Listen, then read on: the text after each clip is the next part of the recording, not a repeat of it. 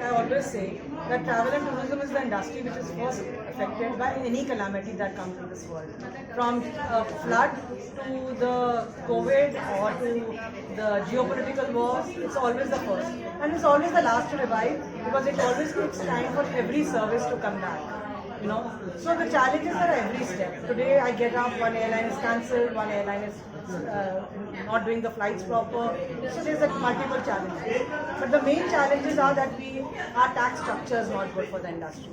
So we have a TCS which is not working for outbound travel and it's becoming very difficult to survive in that TCS. We also have IGST where we are not getting credit input from other states. So just to simplify that if I have business in Delhi, but I am booking a hotel in Mumbai, I do not get the credit input because the money, I do not have an office.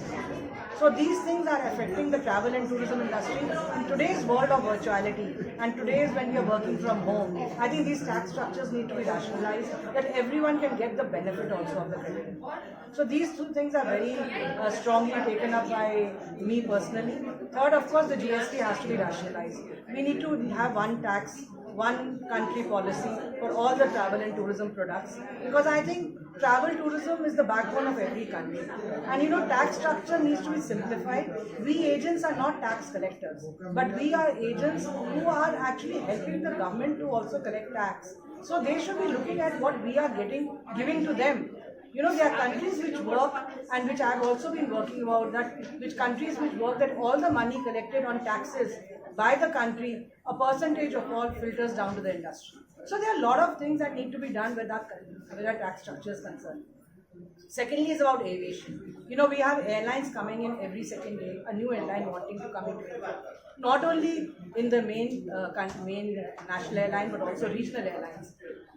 We are not very protected by them. We don't know our monies are protected. Tomorrow they stop flying. Where does our money go? And we've seen that all. We've seen with Kingfisher, we've seen with Jet Airways, and we've seen with Go First recently. So the agent is struggling to make money, and by the time he makes it, a couple of years, one airline goes big and takes away all our money. So how are members being protected? Is something that I'm looking at it very minutely to say that our members, industry should have that ease of business and that confidence in the government that what business they are doing, the money is not being taken away by countries coming from airlines coming from outside the country also.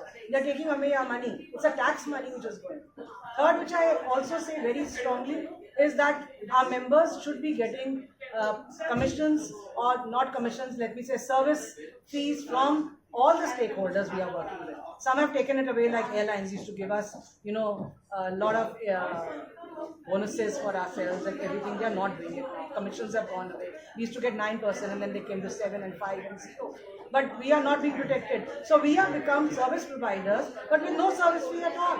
So why shouldn't the service fee come in for visa collection or doing other business opportunities? And that's the only way this becomes a healthy industry. Otherwise, मैं industry में social work करने तो आई नहीं हूँ. मेरे को पैसा कमाना है. अगर पैसा नहीं कमा पाऊंगी इंडस्ट्री से, इंडस्ट्री का क्या फायदा? And that is the main thing I need to look in for all my members. A lot of our representations to the Ministry of Finance. We have been working with the GST Council since many years, and that's why you see rationalization has come in. A lot of the hotels which are first at 28% have come down. But we are continuing to work on all those projects.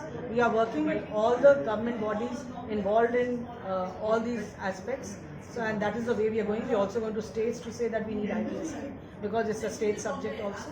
So we are working on all these projects with the Ministry of Finance. We are working with even the PMO office and going forward with all the industry stakeholders.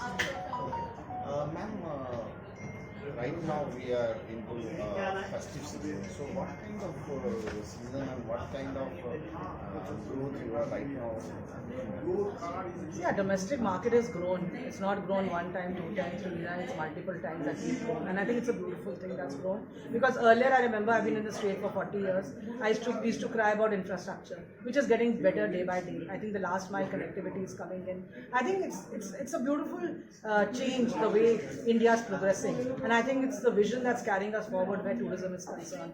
So I expect the business to go forward more. I expect it to do much better where tourism is concerned, and domestic tourism will be on the rise because everyone today can afford to travel with the low-cost airlines or with but during the festive, and also railways and all doing so well, and we having so much of connectivity. But the only thing which I say is during the peak season, the fares go very, very high, which deprives again the person who really wants to enjoy life. I think it should be filtered down to the person. Every traveler, see, everyone comes in this world to enjoy the world. I think everyone should be getting that opportunity to travel, and these fares hike should not be there. It should be one.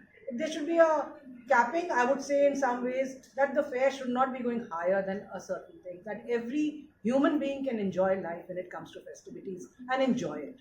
And outbound is always on the rise. Our outbound is much more still than inbound, and that will keep continuing because as the countries woo us, we need to do a lot of marketing for ourselves. Those countries are doing a lot of marketing. They're doing a lot of skilling. They are constant touch with us. This is what we keep telling the Ministry of Tourism, that we need to take this absolutely in a very strong, aggressive way to do a lot of marketing for India abroad to see that our inbound numbers increase.